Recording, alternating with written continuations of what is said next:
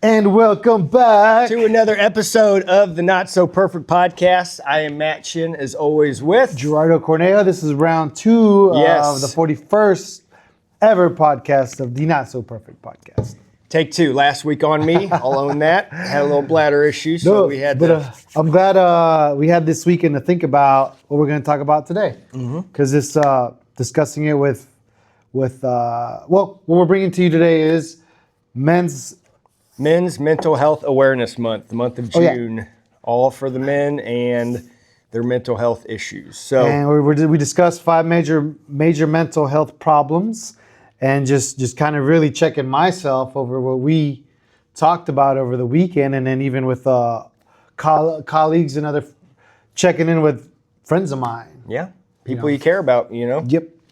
Not a hard task to do, but everybody needs to do something, So Men's Mental Healthness Aware Month. I mean, every day is Men's Mental Awareness. Yeah, and for those listening in the nearby area or community of Jefferson City, our community directly has been hit, a lot lately with men, unfortunately losing their mental health battles. So, I can't speak of what it's like everywhere else, but all I can speak to is what's going on in my community. And, I don't think we're the only people noticing it. A lot of my clients, whenever they hear, of another person that lost their mental health battle, I get the common response every time, and it's like, man, I don't ever remember hearing about this many people taking their life, and I can't either. So definitely makes you think, get outside your box, and, maybe there's something more that we can be doing that we're not currently doing to help, either ourselves, our family members, friends, or just the community to get better,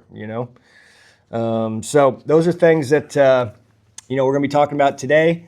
And we'll start with there's five common men's mental health issues or problem areas. So we'll just run through these. First one is depression. Over 6 million men suffer from depression per year. Male depression often goes undiagnosed.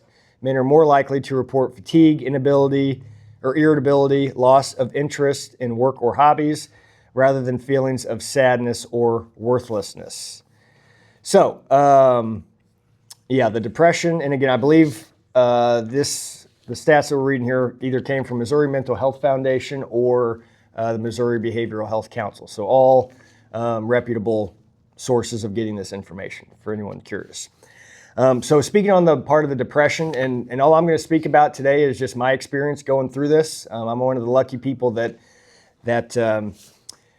deals with mental health issues, but also substance abuse issues. So I was one of the few people that have made it through to the other side. Unfortunately, I wish it was a brighter fairy tale ending story, but unfortunately the numbers speak for themselves. I remember one thing that shocked me whenever I got to rehab up in Boonville on day one of orientation and, getting that process started. They read out stats, and, it was one of those simple experiments where they just kind of said, all right, everybody look to your left and look to your right. Good chances in 5 years that person will no longer be with you. Because there's only about a 10 to 20% success rate for people that go to rehab. So, that just puts it in perspective. This is not an easy task to overcome. It is doable. Unfortunately, most people that suffer from this do not make it through the other side. So that's why I tell people from the very beginning, look, if you're sick and tired of being sick and tired and you're miserable where your life's at and where, you're currently at this moment or where you've been in the last month, 5 years, whatever it might be, there is a way out, but it takes, I tell people this all the time that are in AA, if you're going to do this, it's not a 30-day fad. It's not a 90-day fad diet. It's not something that's going to be over with in any deliberate amount of time. It's kind of a lifelong program, so you have to go in 100% willing to accept whatever happens next, and a lot of that starts with just being honest with ourselves and just accepting us for where we're at today in this moment. And you'll never be able to predict what happens next. Right? No. So just be prepared. Nope. So again, the depression is something that I dealt with, especially towards the end of my drinking career. It was, those little comic strips you see all the time. It's like that cloud or that rainy cloud was just following me everywhere I went. It just seemed like everything I was doing was wrong, whether I was trying, whether I wasn't trying, or whether I was trying harder. whatever I did, it seemed like everything I was doing was going the wrong way, So the depression thing is real. And again, guys, it's not something that hits you on a Monday and then you're full-blown Tuesday in depression. It is a slow process. I kind of make an example of, if you walk up to a tree every day with an axe and you take one swing at it, the tree's not going to go down on one swing. It's going to take every day showing up, taking one swing and leaving. And you don't know when that last chop's going to come for that tree to come falling down, but it's going to come, but you don't know when. So, it's just best to get a head start on all that stuff, So the more you can kind of be in tune with yourself, and that means looking introspectively, understanding that whenever I do some introspective looking in my life and how I'm living it and all the things I'm doing for it, am I benefiting myself by drinking after work every night? Am I benefiting myself by not waking up an hour earlier and getting a 20 to 30 minute workout in before I start my day, doing my meditation stuff? And a lot of times those answers are no, but the problem usually the problem is not trying to understand that, but to be okay with the person you were, because we can't change what we've done. You can think about it and you can sit and swallow in it and swim in it and wade in it all you want. It's not going to change anything, So again, that's why I just encourage everybody to take that long look in the mirror and just be okay with looking at yourself with where you're at in this moment, Which is the hardest thing to do. Well, and again, that goes back to what most men are dealing with here. They have all these feelings and they want to do something about it, but they can't verbalize it either to the universe, to their spouse, to someone they trust, someone they can confide in. So we bury it down, and it's just one of those things that it's like cancer. It doesn't happen on a Monday and then it's full spread by Tuesday. It's slow growing and it just gets worse the longer you stay in those habits, And a lot of it is just habits. We get ourselves in a rut. Well, it's a rut for a reason. It's hard to get out. You get stuck in there and you just stay stuck. That's where I was most of the time. So every day. Again, guys, find someone you can trust. Find someone you can confide in, And if you don't have that, there's people in places of, you can look at your churches. You can look at AA groups. You can look at NA groups if you're into narcotics, There's support groups for everything you can think of. They're out there, but if you're not willing to get better and you don't want to get better, those aren't going to just seek you out. You're going to have to do some work. All of these things to get better require work, effort. You have to put those in to get the results that you want. If you half-ass it, you're going to get half-ass results. You can't just fill out 4 pages of a housing contract on closing day and leave out the other 4 pages that need a signature and need a date pages, and need a notary pages. and need, So again, you got to be prepared to put in all of the work that is required. What does that look like? I don't know, because every case is different. I don't have the same problems that Gerardo has. Gerardo doesn't have the same problems that I have, okay? But if we sit down together after this podcast and just kick it back and forth on what he's dealing with and what I'm dealing with, we have a conversation, and through that conversation, maybe I learned something about Gerardo, or maybe he presents a point of view that I haven't even thought of before, or maybe vice versa. I do the same for him. You know what, man, I was super overcomplicating that, and I didn't need to, but I just needed to hear a different perspective from someone other than not what's going on up here all the time, okay? Because that'll convince you of anything sounding right if you're quiet to your thoughts long enough.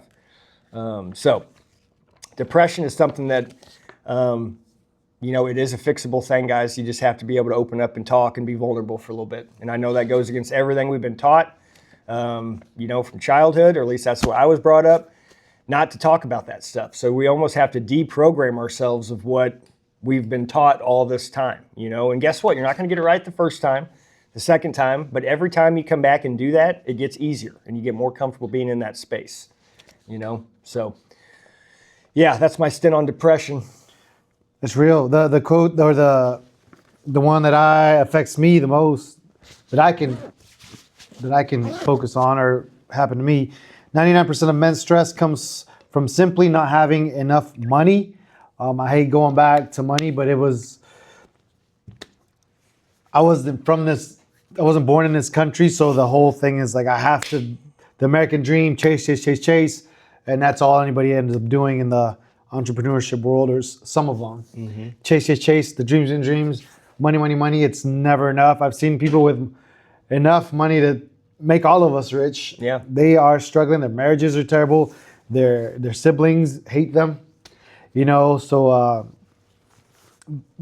we just had this conversation this morning. What amount of money would remove all kind of stress? And it's crazy that we're trained that way, because we're talking about extravagant numbers, amount of money, for them to be peaceful. It's like, Yeah. okay, well, you're not getting 2 million overnight, so let's chop at it. Yeah. Let's hit that tree once today, and then we'll hit it again tomorrow.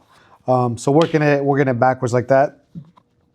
Is it depressing not having the big houses, all the cars and the boats? And it's like, I'm learning so much. Yeah, I mean, I'm in a phase of my life right now where I'm just trying to declutter my life, and that means, so a little deal I made with myself. So I got a new credit card in the mail, so I got to update all of my online subscriptions and stuff like that.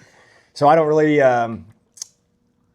I'm kind of just going through and just kind of decluttering my life. So what I mean by that is, I got a new credit card, so all my reoccurring transactions and stuff aren't going to go through until I update all the credit card information. So I'm just going to do that, not update anything, take the emails one at a time whenever I get your credit card information needs updated, because honestly, I'm just trying to declutter my life. So anything that I don't necessarily need, example, all the different streaming services there are now, okay? So instead of just paying $5 a month for Netflix, you've got Netflix, Hulu, Disney, YouTube TV, you got all the different streaming services that are out there.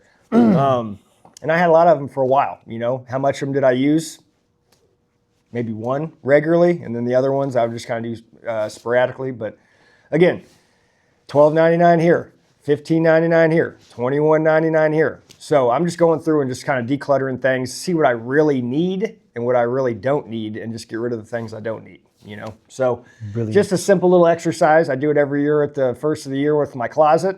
If I haven't worn it in the last year, it's getting donated, and that just declutters my closet. Just like my life, when I see that closet's not just jam-packed with no room for any more hangers, I feel better about myself, because I don't like all that clutter. All the clutter means more things you got to worry about, What about a bigger house, Matt? Don't you want a bigger house with a pool and all the things?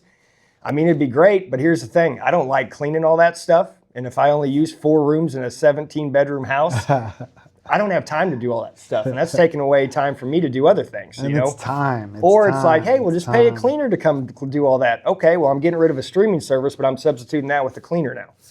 It doesn't make sense. Secondly, on that note, just like owning my house, okay? I have done a lot of the work in my house myself. I appreciate my house so much more when I do it myself.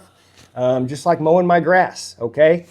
I grew up carrying a weed eater, a lawnmower, or a blower, or some sort of lawn mowing equipment since I was old enough to carry one, or strong enough to carry one. And that's just how we were brought up.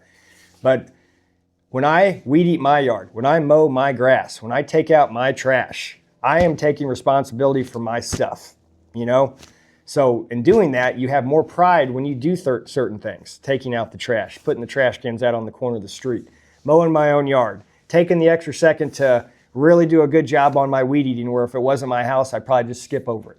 So again, all of these things are things I take self-pride in. Again, are we all busy, or are we all too busy to mow our own yard? I'm going to say I doubt it.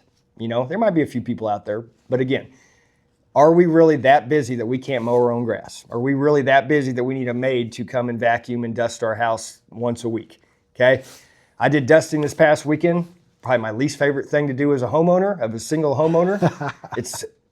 I get nothing out of it except for just going through the motion. But when it's done and I notice everything's clean and I don't see a layer of I know you were a dust, duster. I just learned something new about Matt. Well, when you live by yourself and you don't pay a maid, you got to do it yourself. So that's just kind of my point. Just taking charge and control of your life. Okay, not being burdensome by paying the lawnmower or paying the maid or doing any of that stuff. Or if you've got a home project, if you've ever remodeled your basement or gutted your basement and started fresh and got that project done and you see that work, you appreciate that floor that you put in on your hands and knees for 2.5 days straight. You appreciate it because you know what went into that, and what you're going to spend paying someone to do it is going to be more than double of what you bought the supplies and did it yourself for. you know? So there's a sense of accomplishment in doing things like that. So those are the things I look to do. Those are easy cheat codes, you know? And guess what, Matt? Well, I don't know how to lay a floor. Guess what? Neither did I. But an hour into it, I was in a routine, got it figured out what worked, what didn't work. And guess what? Now I lay all the flooring in my house if I ever need to do that. There's hours of YouTube videos that watch a video. teach you that. Growing up, we didn't have that. So we just had to figure it out on site, you know. Why is this lawnmower not running? Why is, you know, whatever it is. But everybody has YouTube now. So again, there's a tutorial on how to do laminate flooring or how to do a floating floor or how to do tile or how to do whatever it is. So again, look into that stuff, because guess what you're also doing? If you're in, and I'm talking about this from the standpoint of like a depressive mindset, you have to change your brain patterns. What's been working or has not been working needs to be changed.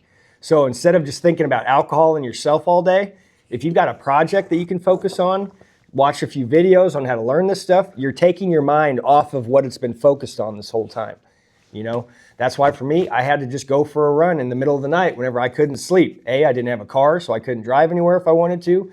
I didn't have any sense of transportation. So, I mean, again, all I could do was throw on my shoes, go out my front door, and go for a run. And what I noticed was after that, and I'd get home, all that noise was quiet because I exhausted my brain. So again, I'm not saying you need to go run at 3 a.m. That's just what I had to do to get over my issues that I had initially getting sober.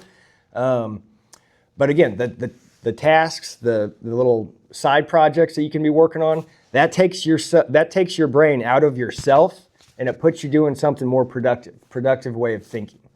I love it that you said that, because when I was depressed about money and not enough money and bills, I just had to change my way of thinking about money. And it's like, oh, read a couple books, listen to Dave Ramsey here. Dave Ramsey helps get you on the right track. Yep. And now we just see it different.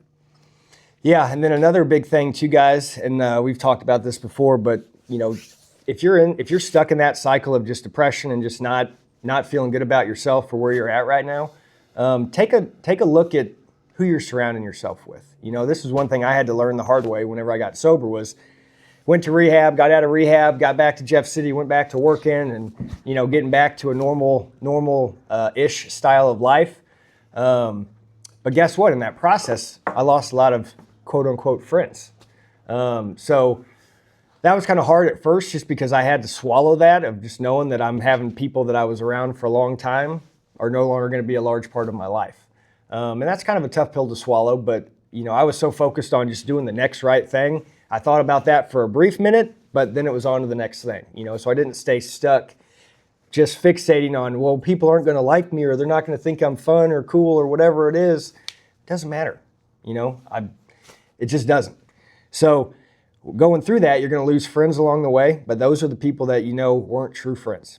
You know, I have about 6 friends that stuck by me through all this stuff, and I gave them every reason to not stay friends with me. And they're still with me, you know? So those are the people I keep close. They've seen me at my lowest, my worst. They knew what the things that I'd said to them and done to them that weren't right. You know, and I had to ask for forgiveness. And, you know, most of the time I had to do that and I was scared shitless. They didn't even remember the instant I was talking about, you know, because they were just as inebriated as me. But I had to do that for me. That wasn't for them, although I'm hoping it, you know, gave them a sense of relief or something. But for most of it, it's forgiving yourself in the process of asking for forgiveness from others. One of my mentors has a quote that I'm going to say it as best as I remember. This is how I remembered it. Before you diagnose yourself with depression, make sure you're not hanging out with a bunch of assholes. Bingo. He said it a little different, but that's how I heard it. Yeah. Well, and here's a more PG, I guess, way to say that. You know, if you hang around with a group of people and they're just negative and just constantly bringing you down and just never positively pumping you up or just positively talking about anything, it's all doom and gloom. It's all economy. It's all the war in Iran. It's all the social media and the race and the whites versus blacks and all this and that. Get away from that. All that's doing is just sucking your life force out of you every day that you're around those people. And the hard part about that is a lot of times it's family and friends. And that's a hard thing to swallow because they're your family, they're your friends. You but if you don't change what you're doing, you're going to stay right where you're at. So again, it's going to take setting some healthy boundaries, or if you're around that and you're just not hearing it or feeling it today, go somewhere else. You don't have to be sitting at a bar with a group of people or sitting around the barbecue, at the family event getting together. Listen to everybody just dog shit on everybody and everything that you're doing. There's so much light in this world. When you fixate on the dark, it sucks you in like a black hole, So again, lean into that light, lean into positive, hanging around people that are positive influences on you, that encourage you to be better, And a lot of times for me, my cheat code with that is I surround myself with people that I really look up to, but at the same time, I'm not going to be just fixated on everything they say. I'm going to take a few things that captivate me or maybe really hit me, and I'm going to use those as best I can. And it's all the quotes we heard growing up. The apple doesn't fall far from the tree. Yeah. Birds of a feather flock together. Right? If you hang around a bunch of high achievers, you're going to want to become a high achiever. And that's just those groups are out there too. Yeah. I hang around with judges, I hang around with some lawyers, I hang around with people that are way smarter than me in education and books and all that stuff. But again, they make me strive to be better in whatever my craft is. It's not being a judge or a lawyer or whatever it is. It's about being the best version of myself that I can present to the world today. And it's a hard thing to do, but it requires work. And if you're desperate enough, the answers are out there. And if you get another day, it's a great day to start it. It is. It's a great day to do it. It is. It leads us to our next major mental health problem. So anxiety. Approximately 19.1 million American adults ages 18 to 54 have an anxiety disorder.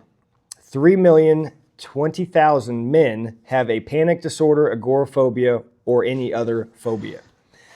So with the anxiety, those are usually things that creep in along with depression. You get anxious because you're depressed about what you did last night, or what you don't remember what you did last night, or whatever that might be. So, that the depression and the anxiety, they kind of fulfill this. They help fulfill that cycle. You got to do the thing you weren't supposed to do, did it to excess. Wake up the next day, you're depressed. Once you get over being depressed, then the anxiety kicks in, and then you go back after you get done with that, back to the drinking, back to the depression, and again, that cycle just keeps circling and circling and circling. And that anxiety, every day you do that anxiety goes from a level 1 to a level 2 to a level 5, level 5 to a level 6. And it just constantly grows every day till eventually we hit a breaking point and quote unquote lose our minds or crash out or whatever it is that may happen.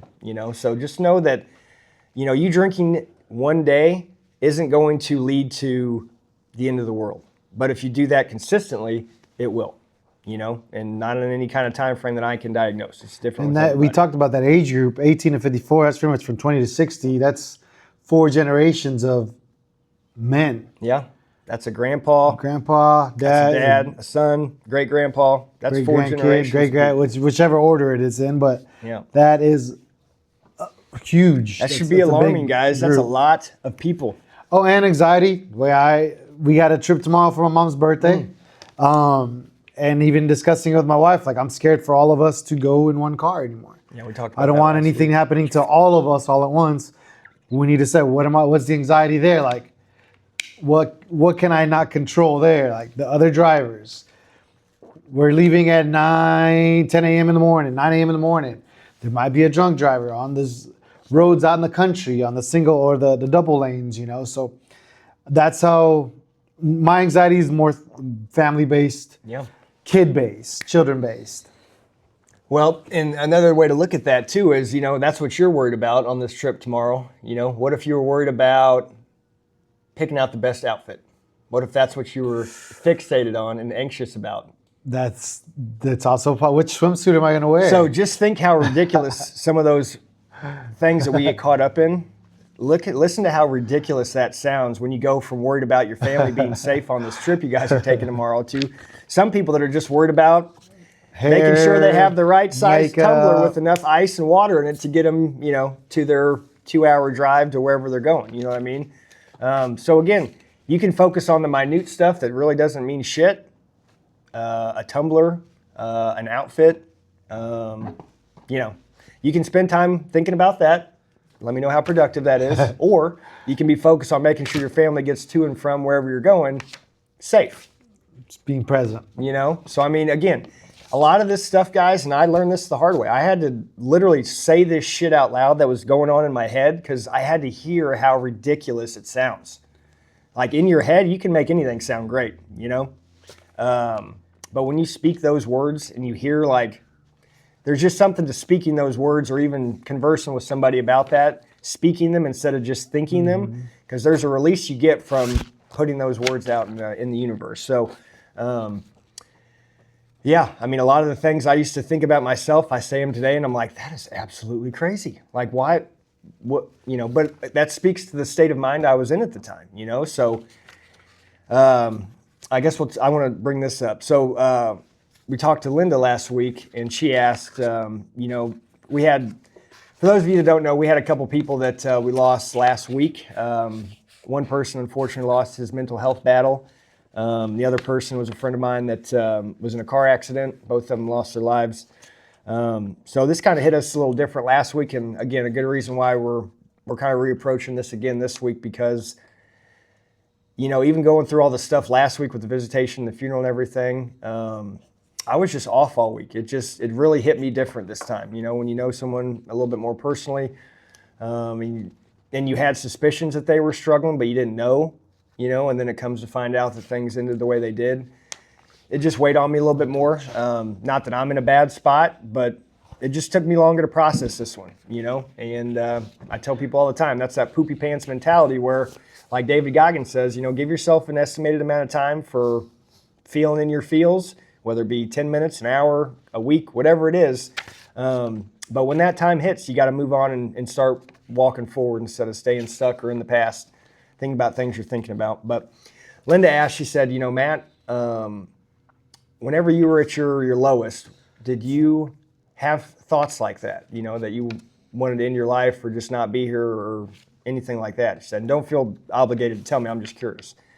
But I'm open to talk about it because people don't understand it if you haven't gone through it. So for me, I at the point whenever I got sober, I was too coward to fully follow through with ending my life. Now that doesn't mean that I was actively trying to, but every day I woke up for probably the last 2 years, if not longer, I'm miserable. I don't want to be here anymore. I'm an embarrassment to my family. Everything I'm doing is wrong, and I'm just getting in more and more trouble and just disappointing my parents and my loved ones, my friends, my family. And it just hits you a little different whenever you're looking at it from a different lens. But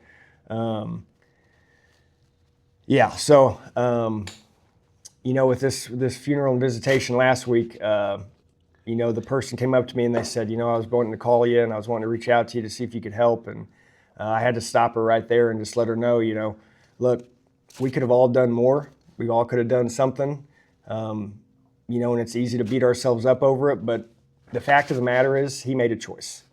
And there's nothing that we can do when somebody makes a choice. We can help, we can guide, we can hold their hand through it. That kind of choice. But, ultimately when he made that decision, her role switched to being the matriarch of the family. And that's taking care of those 2 kids that they got, taking care of herself, and I just told her, I said, if there's anything that I can do, like, first thing I told her was don't do that to yourself. You didn't do this, he made a choice, and I love Matt, but he made a choice. And I was very close to making the same choice. I was just too much of a coward to follow through with it, But asking myself those same questions today about how I felt about myself then, I could never imagine even closely, remotely coming to that point where I'd want to take my life because I found out how great life really is. Life is so good, man. Life is so great. It can be. But you have to work and you have to want to get better. And once you do, and you just keep doing that next right thing, good things will follow you. You got to surround yourself with good people to do that. So when Linda told me that or asked me that, I want you guys to see, because I was convinced that this was a good idea. I was all set, but I wasn't talking to anybody about these ideas. They were in my head on repeat. Everything I did, the next time I got in trouble or the next, whatever drunken moment I had where I woke up and I didn't know where my car was. All of these things, they just lead to those thoughts, more and more precise every time you have them. So, for me, I had to just start talking out loud to myself, staring in a mirror, and it's hard because you're basically looking yourself in the soul and just having to come clean with where you're at. And it worked pretty good. So it's the hardest person you talk to every day. It's between the You're ears. the meanest person. Yeah, I tell people all the time, like, you can criticize me all you want. There's no chance that you're anywhere close as bad as my internal monologue. So, for me, I don't, I'll take criticism however I need to, but at the same time, like, I'm not straight going from getting criticism to angry and pointing fingers and turning it back on that person.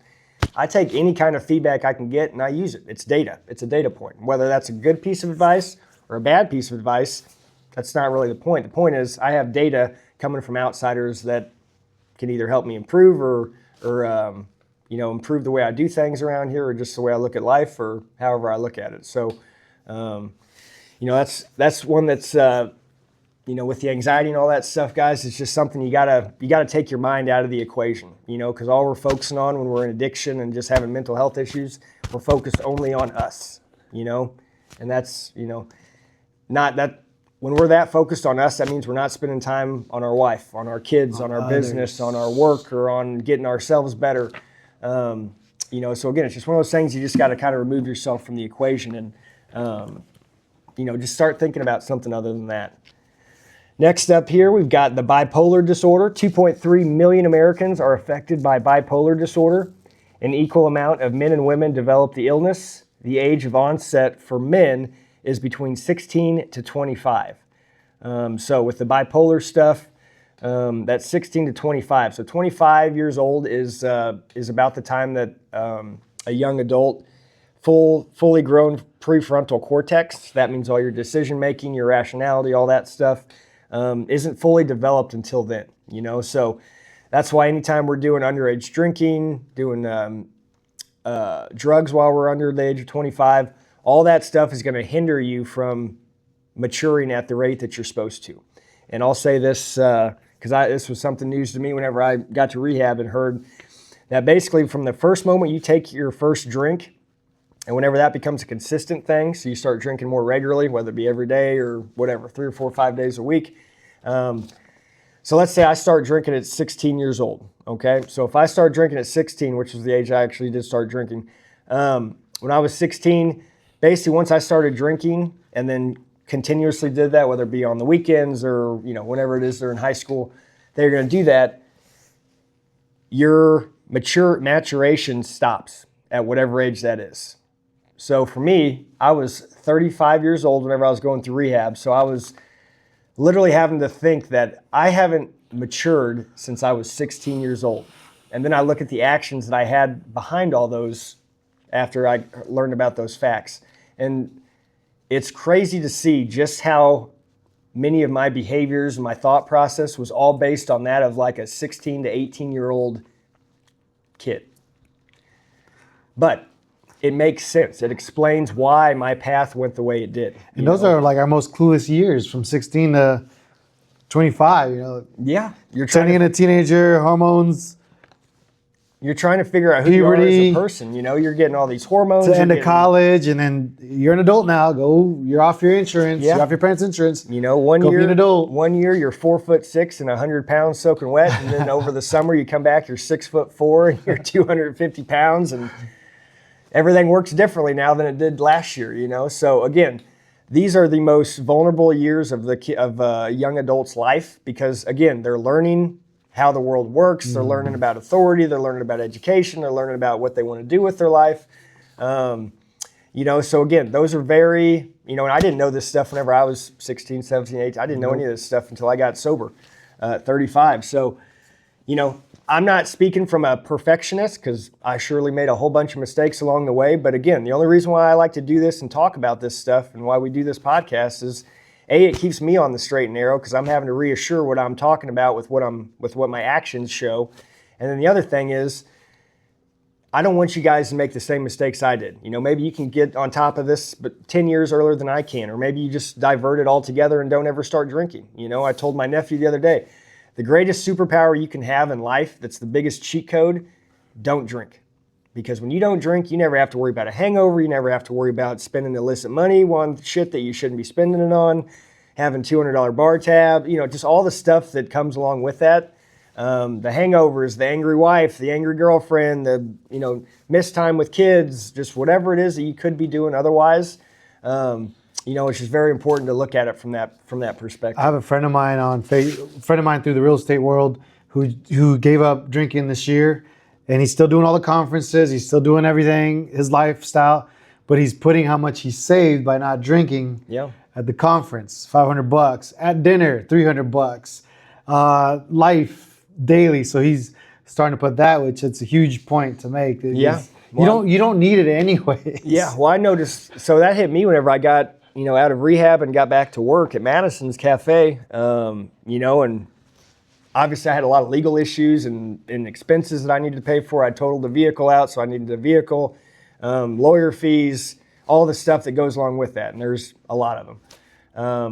Plus at that point I'd maxed out credit, terrible financial position I'd put myself in. But, over 6 months, over 9 months, over the year, I just kept looking. And I'm like, why? Like, everything's paid off. I paid my mortgage, paid that credit card off. That's done. How do I still have, I must have missed something. And then it clicks, no, ding dong. That's just how much money you were spending on alcohol all the time. And it really just, that was the bank was rewarding you. That was a gut punch to just understand how much money I've pissed away over my drinking career. So again, from a financial standpoint, it's important. But again, the financials are one thing. You can always make more money another day. Yeah. But that time you lost with your kids, that half the day you spent trying to make up to your wife because you woke up naked in the front yard, whatever it is, however ridiculous it might be. Those are the things you're truly never going to get time back to go redo, so. And for females from 16 to 25, that's when they usually fall in love with this person or choosing their husband and the one you're going to create a family with. And we haven't even developed yet. Yeah. We're still trying. So thank you to my wife for being patient. Yes, Stacey. Waiting for me till I was 26. Waited till your prefrontal cortex was fully developed. She's like, it's finished. She's not that dumb. It's complete. So bipolar disorder was there. Next up, we got psychosis and schizophrenia. So approximately 3.5 million people in the U.S. are diagnosed with schizophrenia, and it is one of the leading causes of disability. 90% of people who are diagnosed with schizophrenia by age 30 are men. So think about that, psychosis and schizophrenia. So that's basically, you've lost your mind, to the point where you're debilitated, and 90% of people who are diagnosed with schizophrenia by age 30 are men. So again, guys, that's one of those things. We've got to be keeping an eye out for symptoms, anything like that starts creeping up. And it's one of those things that you're probably not going to be able to spot yourself. So again, have your foxhole of people that you're around and see you on the regular, that you talk to on the regular.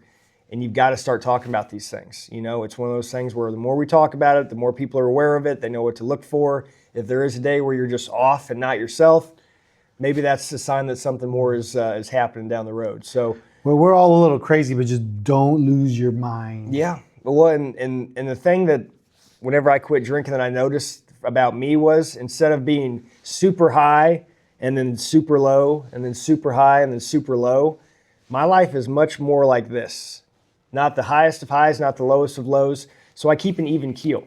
And that's important because my life before was just excitement and then just depression and just the biggest waves of just highs and lows you can imagine. And with that comes anxiety, depression, all the things we've been talking about, bipolar disorder, all the things we've been talking to lead to those things, A lot of people that we see as mentors or role models, that is their life. That's what I've discovered. They're not here riding this high wave all the time. No, they keep it here because they've been through those. Yeah. It's just too hard to maintain, control that. Well, and just think about what your brain does when you're going from the highest of highs to the lowest of lows. Let's just say you ride that 700-foot wave that no one else has ever ridden before, and you do that once. Your brain wants more of that. It's fighting to get back to that endorphin level of just bliss when you rode that wave. And then you don't get it for another 20 years. Yeah. Depression. Or maybe you don't anxiety. ever get it again. You know, so again, instead of being super highs of highs, because that comes at a consequence. It comes with the lowest of lows. Yes. Like it's celebrity lifestyle. So instead of being here, okay, where everything is just nice and, you know, boring for the most part, but also healthy and healthy here. boring's okay. Yeah. Boring's okay, you know. There's a reason why action stars are not going to be doing their own stunts all the time, because eventually they might not make it, you know. So, yes, it's exciting, and we watch the movies where they're doing all the stuff and the sound effects and the CGI and all that. But here is real nice, and it took me a long time to figure that out. But there is a freedom that comes with that bliss of just being right here all the time. So, something to think about. But yes, if you see any of those things leading up or any of those indicators that there might be something going on with a friend or a family member, be a friend to them, be a partner, listen to them, sit them down and talk to them, you know, try and find out what's going on in their head. The other one is eating disorders. Males account for estimated 10% of patients with anorexia or bulimia, and 35% of those with binge eating disorder. Men with eating disorders are less likely to seek professional help than women. So with that, we've got the eating disorders, whether it be anorexia or bulimia. So for men, I feel like most of the time it's going to be more of an overeating issue, just to handle stress. Sugars, yes, the things that give you temporary excitement or joy. So something to think about there. Eat a clean diet, okay? You don't need to be eating fast food every day of the week. You don't need to be eating fast food on a regular basis. You know, I use it as a reward. I don't eat out a lot, but whenever I do, it's for a birthday, a family birthday, or a Father's Day, or Mother's Day, or it's something that I've had a long period of not having. And in between all that, I've been doing hard work and doing the things I need to be doing for myself. And when that day comes and we have a birthday dinner, I'm going to splurge and have what I want, you know? But that means I'm working towards my reward, as opposed to, well, I deserve this because I've had a super stressful day. That doesn't count, you know? And I've known Matt for 4 consistent years now that we've been seeing each other consistently. His abs look the same now as they did then, but everything in between has been that dialed in, you know, that boring. It's a life of discipline, you know? And every day I have 3 simple things. Thank God for another day. Do something for myself, and that could be exercising. That could be reading a book that's positive, or a self-help book, something to try and get you on the right path. You know, there's so many healthier ways of going about your life. So I keep mine real simple. God, what am I doing for myself, and what am I doing for other people? Those are the 3 simple things I try and check every single day. On that list, if you want me to read it again, there was no fast food, there was no fine dining restaurants, there's no pastas, there's no breads, none of that. So keep it very simple, you know? And if you're hearing the things I'm saying and everything you're hearing, you're wanting to rebut with like a rebuttal, take a second and ask yourself why. Why are you overcomplicating 3 simple things you can do every day to make yourself better? You know? It might be because you're in that victim mentality and you just can't see what's directly in front of you, because you've either been taught to think like this, or programmed to do this, or programmed to not talk about your feelings, or programmed not to do whatever, you know? So again, it's a sign of depression and a sign of anxiety. Exactly. There's your sign. So again, these are all signs that what you're going through, if you're having feelings or thoughts like that, as I'm saying some of these things, it might be a time to look in that mirror and do some introspection, you know? See what you got going on. What are you upset with yourself about? What have you done in the past that you haven't forgiven yourself, that you can't get over to get to that next rung of self-success? Setting yourself up for winning, as opposed to just being content with constantly getting this, you know, the shit end of the stick, or being pushed down to the bottom. And man, I want to say this, man, Coach, we're focused on that one. Depression, 6 million. Anxiety, 19.1 million. Bipolar, 2.3 million. Psychosis, schizophrenia, 3.5 million. You are not alone. Yeah. That's millions that are going through this.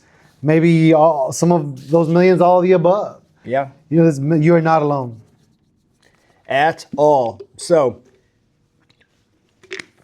something to think about next. We've got some more detailed stats here. Okay, so men's mental health faces a critical gap. Roughly 1 in 10 men experience depression or anxiety, but less than 42% receive treatment. Driven by stigma and stoicism, men are 4 times more likely to die by suicide than women, making it a leading cause of death for men under 50 years old. Read that again. Driven by stigma and stoicism, men are 4 times more likely to die by suicide than women, making it a leading cause for death or of death for men under 50 years old. Guys, that is an astounding stat. 1 in 10 men. So think of 10 people you know that are guys. Okay, one of those people are dealing with this stuff. So only 42% of those people actually do something about it. So one of them is guaranteed to commit suicide, and half of them will not get treatment. yeah, they'll go undiagnosed. So prevalence and diagnosis, depression. Over 6 million men in the U.S. experience depression every year, but it frequently goes undiagnosed or misdiagnosed. Externalized symptoms. Men often display depression through externalized symptoms like anger, irritability, substance abuse, and risky behaviors rather than sadness. Guys, for me, I checked every box on that externalized symptoms. Anger, yep. First thing I would go to is anger. Then I'd be irritable, okay? And then I'd be drinking, substance abuse, and then risky behaviors. Guys, if I told you how many times I should be dead by stupid decisions that I thought I was 10 foot tall and bulletproof for, it would blow your mind because it's more than this many, okay? So all those times I did that and made those stupid decisions or risky behaviors was under the substance of alcohol. So, other conditions. More than 3 million men live with panic disorders, while roughly 90% of individuals diagnosed with schizophrenia before age 30 are male. Okay? Talked about that a second ago. The treatment gap. Low treatment rates. Okay? Only 41.6% of men with mental health conditions receive professional care, where women, up to 56.9%, will get treatment. 40% rule. The study shows that 40% of men have never spoken to anyone about their mental health. For many, it takes thoughts of self-harm or suicide to compel them to seek professional help. Guys, 40% of men have never spoken to anyone about their mental health. I was a part of that statistic for a long time, and I was pretty miserable up until that point. Now, the point I started openly talking about what was going on with me and actually taking care of me first for a change, all those thoughts of self-harm and suicide went away. So if we're only doing 40%, that's an ego thing, guys. Okay? I know you're tough. I know you're strong. And I know this is going to go against everything we've been told. But seeking and asking for help for yourself to make yourself a better person today, a better person tomorrow, in the future, there is a freedom to that. That is the greatest superpower that I ever made. Asking for help in jail on my 4th DWI, surely going to serve 5 years in prison at least, surely not going to be driving anytime soon, surely thinking my whole life is ruined because I'm going to be a felon, going to serve jail time, 4 DWIs, no transportation, all the things that go with that. Guys, you would have thought that was the end of it for me, but that was the start of the rest of my life. From that moment on, my life has been so great compared to what it was. I can't really put it into words, but it started with me having to talk, having to ask for help, and asking those tough questions. What do I do? Where do I go? Who do I follow? All of these questions, because you have no idea. You don't know the answers. That's why you're asking the question. So, guys, you have to let that ego die that's just hanging on to how tough of a man you are that never has to ask. That's not a badge of honor, not asking for help. You're putting yourself in self-torture every single day that you're not seeking help to get better, you know? And whether that be professional help or just talking with some mentors or just close family, whatever it is, that's not up to me to decide. You got to decide who you want to talk to or who you feel like you can talk to. But again, 40% of us don't ever bring up or talk about our issues. That is ridiculous. But I understand it. I get it. I was there. I lived it for a long time. You know, but you got to swallow that pill and just get in there and do it. You're not going to make any progress unless you start doing some work. So, guys, please talk to somebody. Find a guy you can trust. Find a best friend, a best buddy, a golf partner, whatever it is you guys need to do.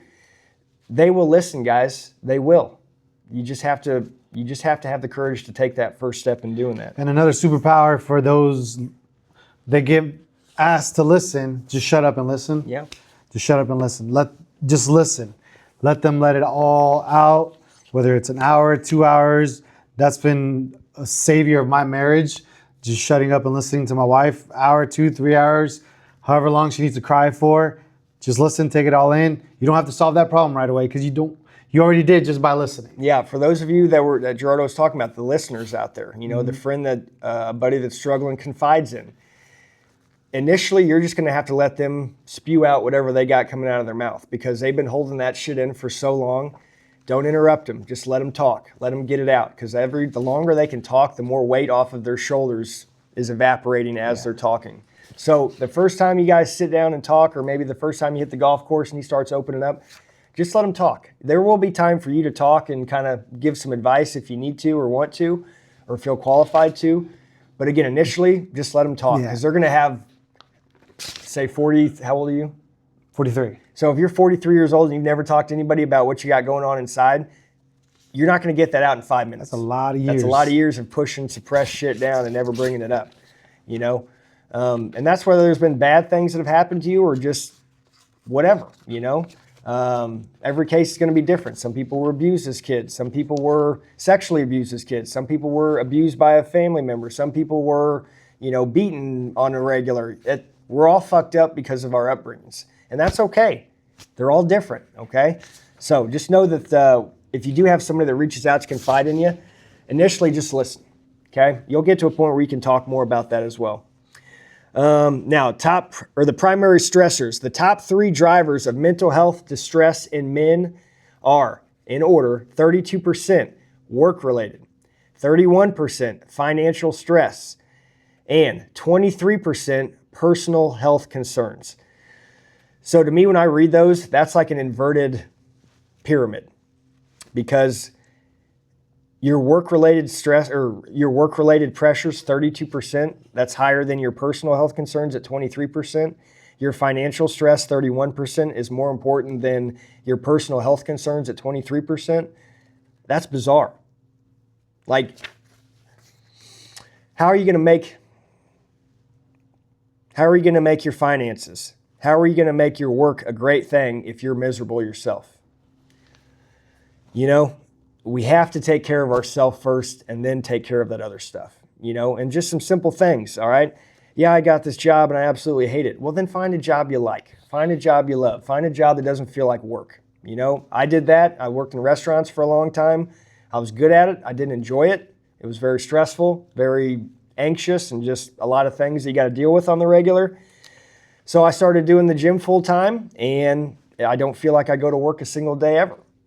I love what I do. I enjoy helping and impacting people's lives, but I had to find that out and seek what I really wanted to do, So if you're not happy with where you're at working, go find another way. If it's something you need to do on your own and build your own empire, that's going to occupy a lot of your time. So guess what? That's a positive thing, So financial stress, again, a simple thing that I'm doing, just going through all my credit card stuff and getting rid of subscriptions that I don't particularly need. And guess what? Over time, I've already saved, I think, just in the last 2 months, I've saved like probably $150 a month with just doing some very minimal financial,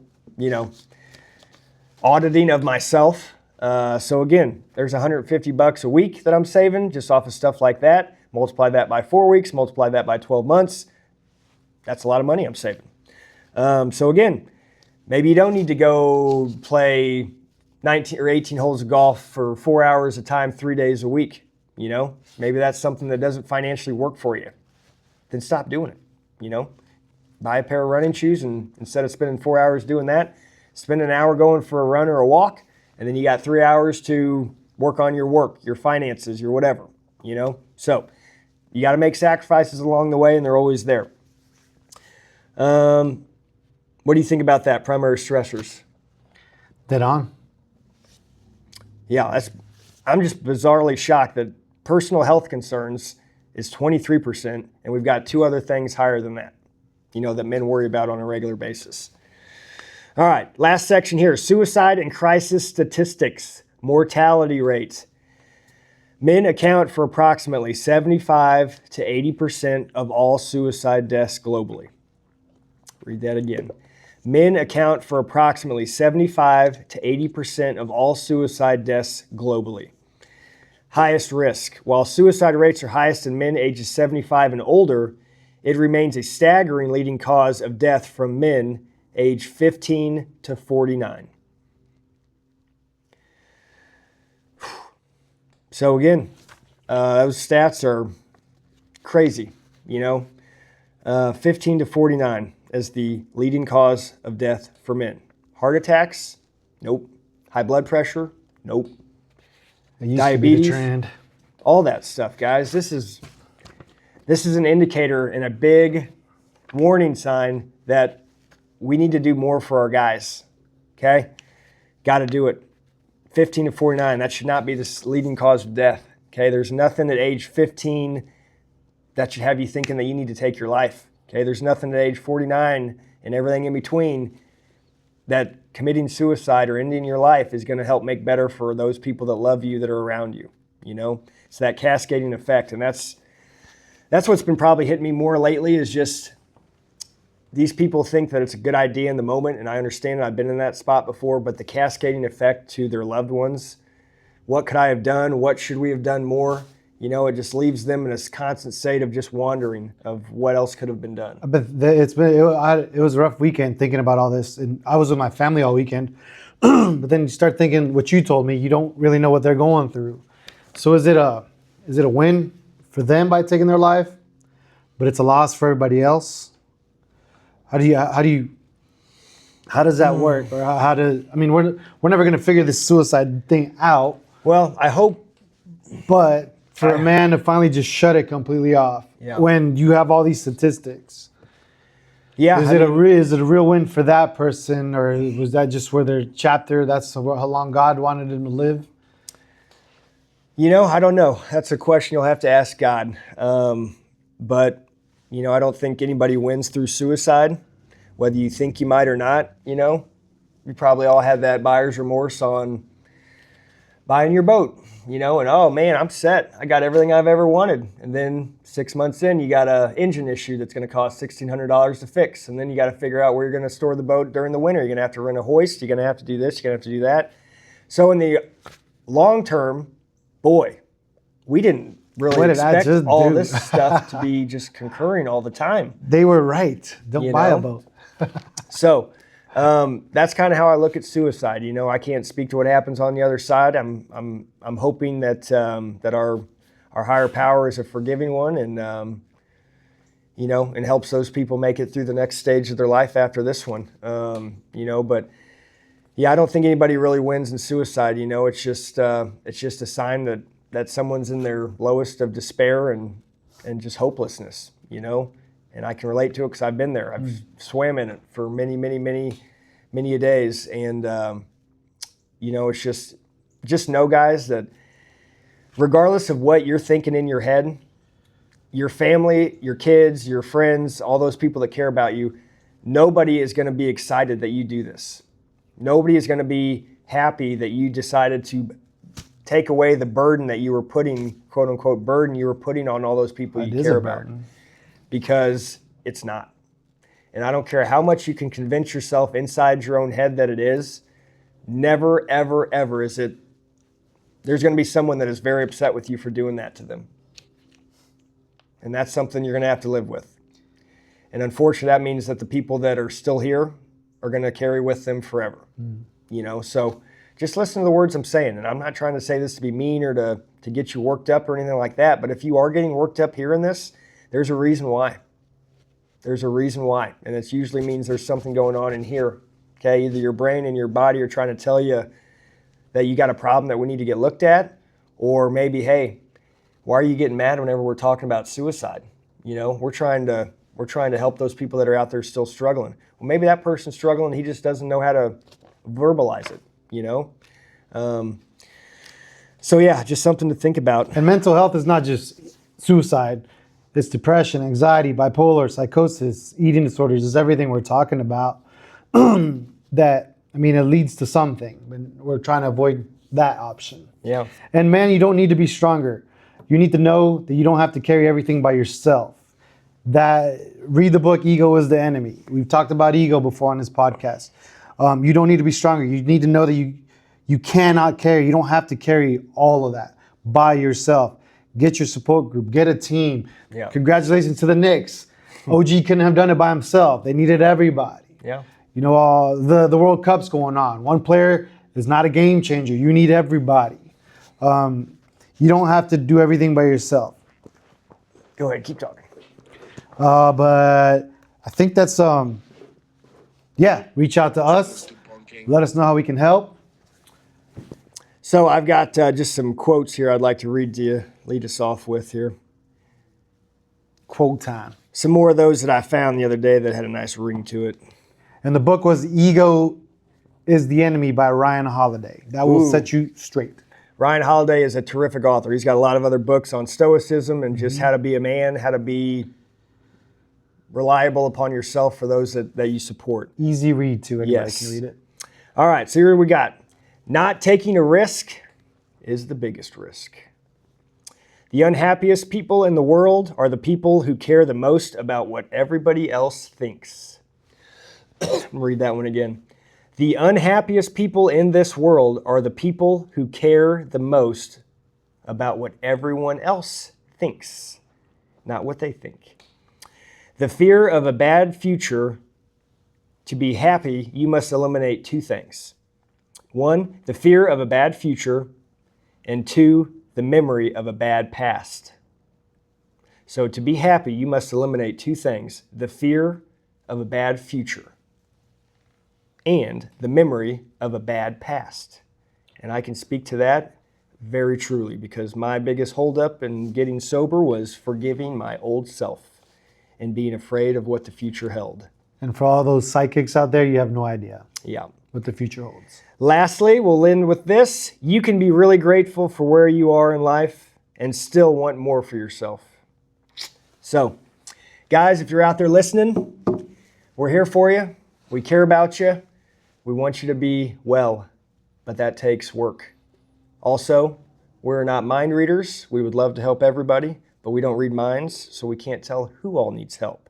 So if you're out there and you know somebody, or you yourself are listening to this and this resonates, reach out to us. We'd love to help you in whatever way we can. That's why we're here. That's why we do this. So it gives us passion to keep coming back every week.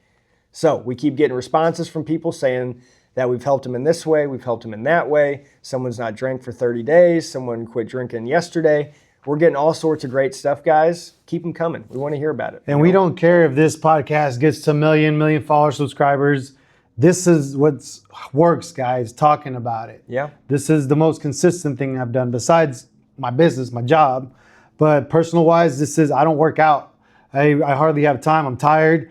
I'm still a human being, but this is a huge part that helps me at home, helps me at work, and still helps me be there present for my clients and all that. So Absolutely. I appreciate you and I thank you. Appreciate you, brother. Stay tuned. A lot more to come. Yes, till next time, guys. Peace. Bam, bam.